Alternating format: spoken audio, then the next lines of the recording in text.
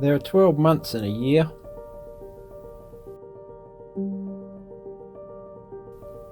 Aaron and I don't see any given year as being divided into 12 months, however.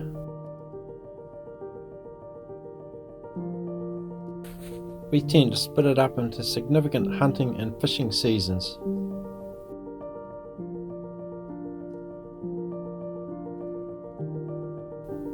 For us, the month of May means the start of the game bird season.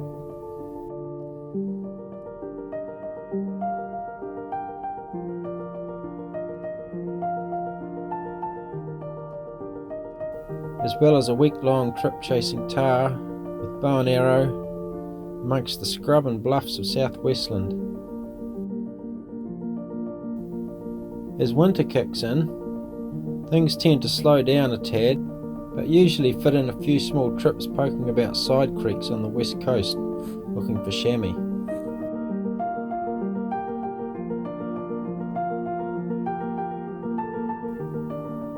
First sign of spring sees us dusting off the fly fishing gear in anticipation of opening day.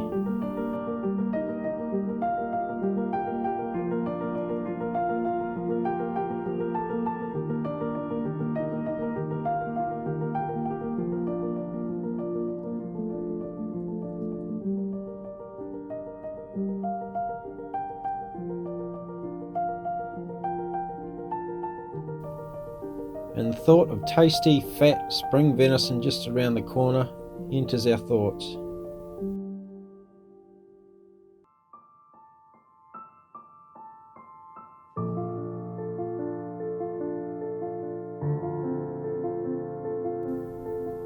We also find time for another week of hunting tahr late in the year. That's if we can find a good window amongst the fickle west coast spring weather.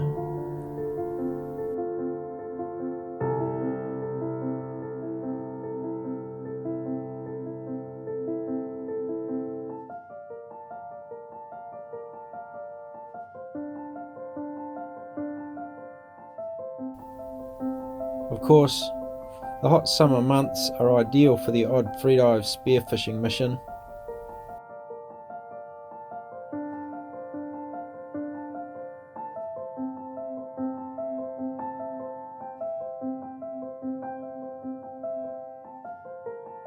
And if we can find time, a few days paddling some white water in the kayaks.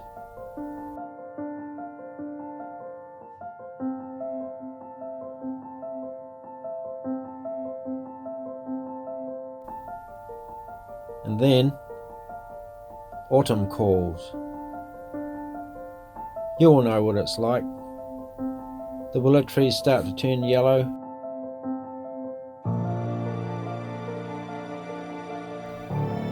The days are noticeably cooler, not to mention shorter.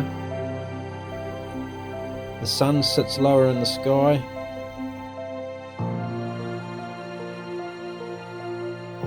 Mushrooms start appearing.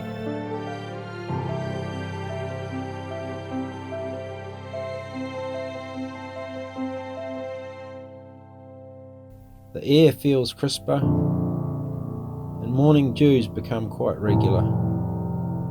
Autumn has arrived, and the deer know it too. This time of year is stag time, roar time. While all the other seasons' milestones are looked forward to immensely and thoroughly enjoyed for what each one has to offer, the roar always seems to have just that little bit of extra excitement and anticipation attached to it.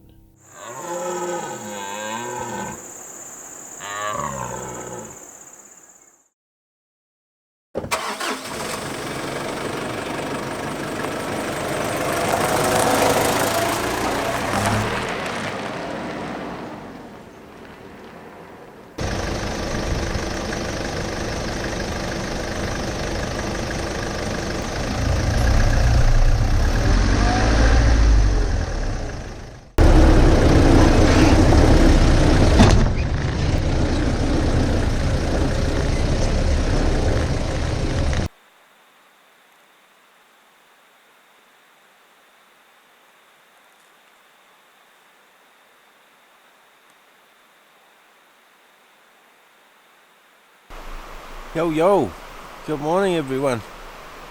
Sparrow's Fart on day 2 now. We got in here late yesterday afternoon, and by the time we set up camp by the truck at the end of the track, only had time for about, I don't know, an hour and a half's evening hunt. Just a wee background story on fellow deer and Aaron. They're his nemesis animal. He's had untold stalks on fellow deer and numerous shots, and he's missed every single one of them. And he said on the way in here yesterday when we were driving in that if he got a fellow this trip, he was gonna do a dance and a jig.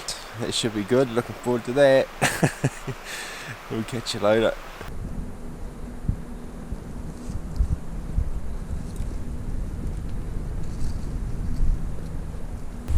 Oh well, that was pretty exciting. We just walking up the spur to find Aaron's buck that he hit last night, and came across a quite a nice 8 with 2 hinds.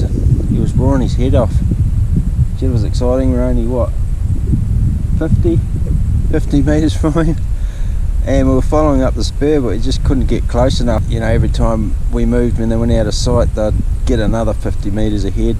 But shit, it's exciting when it's all happening that close. Old story, the old wind hit the back of the neck and gone.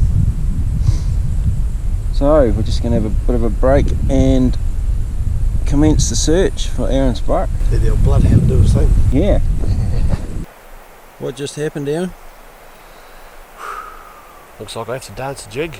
You do. You do. Found him, eh? Only,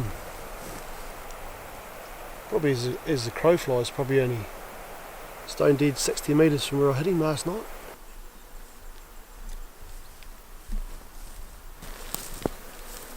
There we mean. We fellow buck there. Come on, you buck. Didn't bleed out much. No. Perfect shot though. Yeah, got him right, but hard case. I was saying to Matt last night, buddy, when I came up on the ridge top, there was a few fallows scattered around, and I was quite keen obviously just to get a fallow, but then I heard a bit of croaking and some antlers, so there's obviously another buck there too, and it's pretty early. I mean, it's only March the 26th yesterday, and yeah, they were croaking, so young animals, but yeah, bloody wrapped. Good stuff. Hey, mate. Had a bit of bad luck with fellow, haven't you? Yeah, I have, mate. I have ended the kudu with a buck too, so I'm wrapped. Rightio, let's see it. Oh, Come on.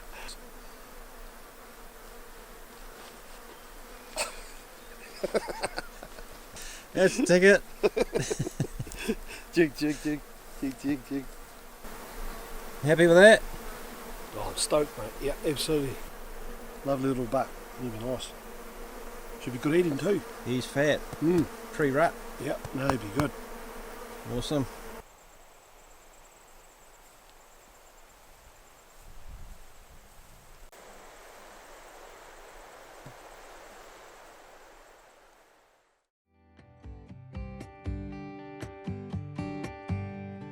Looking for my mother's eyes as I'm staying close to the mirror. A lock of gold, a secret smile, little things I remember. Place a hand upon my heart as her, she was a believer. Sometimes I can feel her arms holding me as forever. Time changes everything, and everything will change in time. Love changes every heart, and any heart can change you.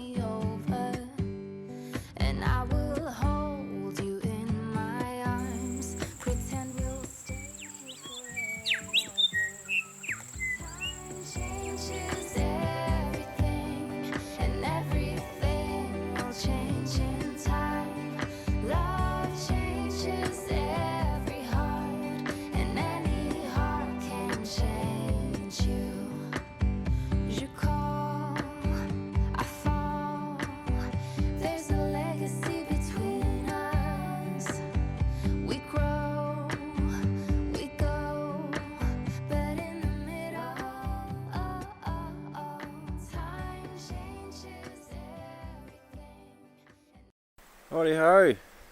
How, Matt? You won't be able to see me. Yeah, No. I can't find Aaron.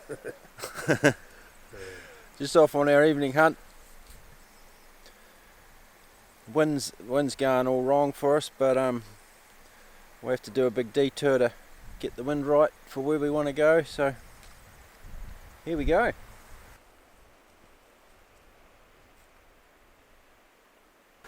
So we've come up the creek and we've spied 4 hinds. Guessing there's a stag with them, so the stalk's on. Wind's done the old switcheroo and it's actually coming down the creek now, which is good for us. So guessing they're about 250 away at the moment.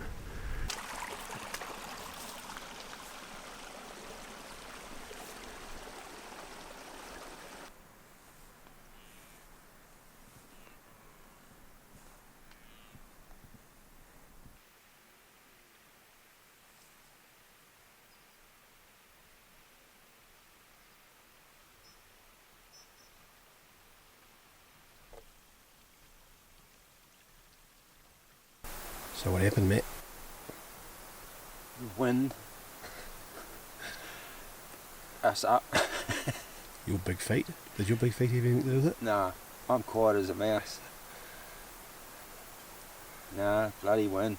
Yeah, it's like when it's quite gusty, but as expected, it's sort of swirled and back eddies, and we've had one good chance come up the creek on those deer, but they spooked pretty soon. So, Frustrating. yeah. So we decided what to do next. We haven't got a lot of light left, so we rode the other boy across the river, and he didn't like the sound of that, did he? He ran away very quickly. Yeah, so maybe we'll make a plan and then we'll see where we go from there.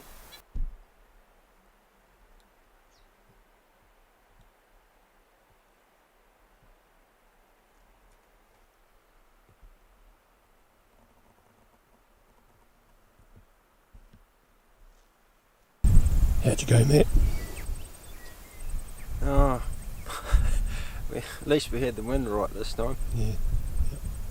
But I only spooked one along this ridge here. Beautiful ridge. It's got manuka either side and grassy little corridors along it. I've seen a lot of deer along here in the past, but not this morning. The wind's giving us a bit of jip this trip, isn't it? Yeah, it's good this morning though. Yeah. So what's the plan from here, mate? Sit down there, bite to eat. Yeah, we've got a bit of time to kill now, haven't we? Yeah. What's it like being a dedicated cameraman, Aaron? It's quite good, actually. That's Aaron's good. very nicely offered to leave his bow back at camp and be my cameraman. Yep. Since he shot that fellow buck on day one. Yep. Dory.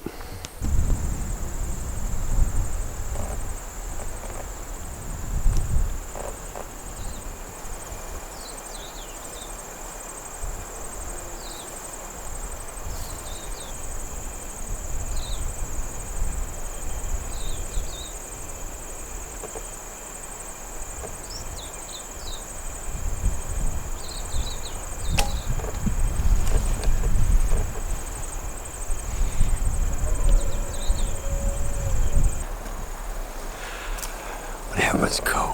Whatever, mate. Shaking like a leaf. Close. Just over the top. Went over him. Yeah. Missed. Just over the top. Yeah. Okay. Oh, good times, mate. Good times. Bloody good. We'll go and find the arrow, eh? Yeah. What have you been doing, mate? Oh, having a bit of a minor epic. You want to tell us about it? Yeah, we'll give you a wee update. We had yesterday what was probably our best day's hunt in the raw ever. I'll try and cut a long story short, but we walked up the spur early in the morning. Fast forward to mid-afternoon into a back gully we call Stag Gully because it's always got 3 or 4 or 5 stags in it. And man, there was about 5 I think in there. In the end, yeah, they were coming from everywhere. It was great. It was, yeah, like you say, it was probably one of the best, most exciting. Yep. Just for sheer numbers and Action. We saw stags fighting and having actually scrapping, which you don't see too often. Yeah, it was full contact, wasn't it? Yeah. There was a lot of parallel walking and just chasing each other around, trying to peel off hinds. And There's one stag in particular we were chasing, though, wasn't he? He's a Yeah. big 9. He's got 3 on one top. No bay tines, unfortunately, but he's Very, really very long. long. He was busy gathering up hinds from all over the place, wasn't he? And we Yeah. ended up sort of chasing him backwards and forwards, and we didn't get busted. Surprisingly, we did quite well, but yeah. it got quite exciting in the end, didn't it? Yeah. Then we're trying to keep this short. Yeah. Late in the day, the big long 9, which we nicknamed David Longy, he was trying to manage his hinds on this face down the bottom, and a very good 10 came in. I think they parallel walked, and then they come to blows. Yep. And the David Longy ousted the 10, and he came round underneath me. When I got the chance, I raced forward up to a manuka, and he was still at about 35 downhill. And I thought, right, as soon as you turn away and walk around the gully, I'll race ahead to the next bush and try and gain some ground. But he actually saw my movement. He turned around and then started walking straight up towards me, roaring his flipping head off. So I ducked him behind this manuka, and he came up to about 12 metres and kind of peering around the side of this bush. And anyway, I got one into him, a frontal shot. It looked like good penetration, and we found the arrow later on, and half the arrow was covered in blood. So Nice and deep. anyway, we blood trailed him for about an hour before dark. We went 350 metres back in here this morning, and we've been blood training all morning, and it's 1 o'clock now. And just going on specs. I think the arrow's gone in maybe just left of centre, and instead of penetrating through the brisket and into the rib cage, into the chest cavity, I think it may have hit the ribs and slid down between the shoulder blade and the ribs, because although it's dark red blood, there's not a lot of it, just the lack of blood. And he's gone, as the crow flies, about 650 metres so far, and if you include the gullies and ridges, it's probably more like 1,000 metres. We're still on the trail, but I have an idea it slipped down between in that nothing area, Between and the maybe ribs hit and the shoulder blade, eh? yeah, hit a vein or something. But anyway, we'll keep looking as long as we can. Oh boy, talk about emotional roller coaster. The joys of bow hunting. It's late in the day now. We tracked that stag for another couple of 100 metres until we just lost the trail. The last blood we had was on an open ridge, and he obviously went into the scrub somewhere, but we just couldn't find where. And on top of that, it started raining too.